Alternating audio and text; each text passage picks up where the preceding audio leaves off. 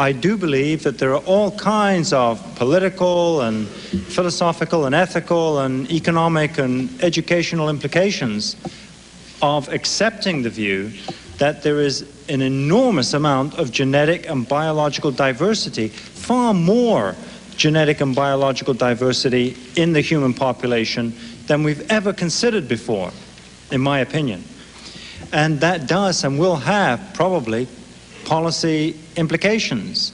But you have to go and ask economists and educators and ethicists and politicians what to do about it, because I don't have any recommendations.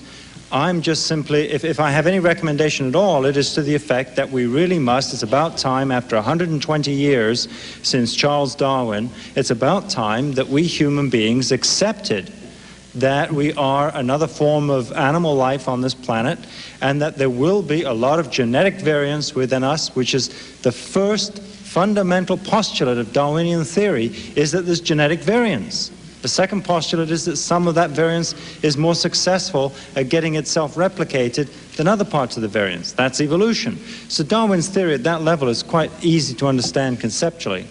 And what I'm saying is that when you look at humans, you've just got to come to terms with the view that there is enormous biological diversity, and we just have to accept that. I would like to say that I am not a racist. I believe that a racist is a person who will treat all members of a group the same, and usually also to try to deprive them of their civil liberties in some way. I'm not advocating and do not believe in anything of that nature, so I think I've answered the question.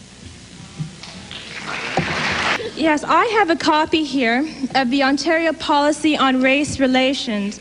And this is directed to Phil, by the way.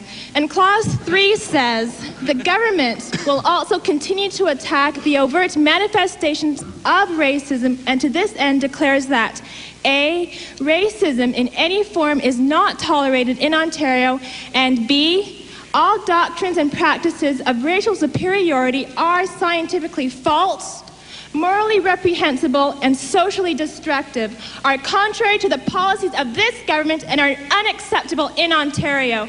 Now,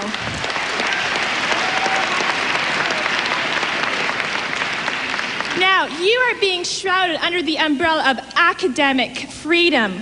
Will you explain how academic freedom and this policy of our government coincides? No. Speak.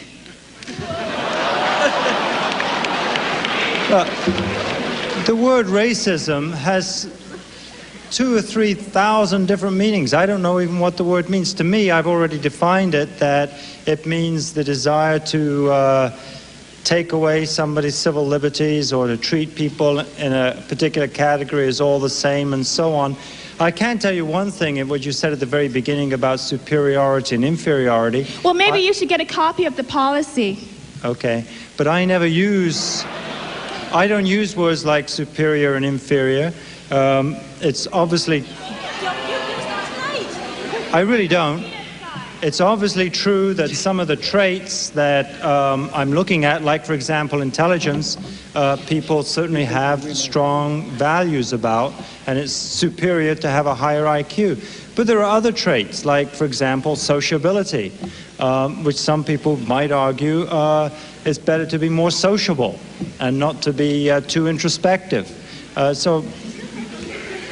From an evolutionary point of view, superiority ultimately, and I'm sure Dr. Suzuki would agree, is only in terms of genetic fitness, and in terms of humans, we can't tell who 10,000 or 100,000 years from now, whose genes will and whose genes will not be on the face of this earth. That, from an evolutionary point of view, is, I suppose, something like superiority. This has got nothing to do with racism. My question was, how does this policy coincide with academic freedom?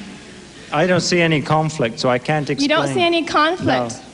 Sorry. I think you need a brain implant.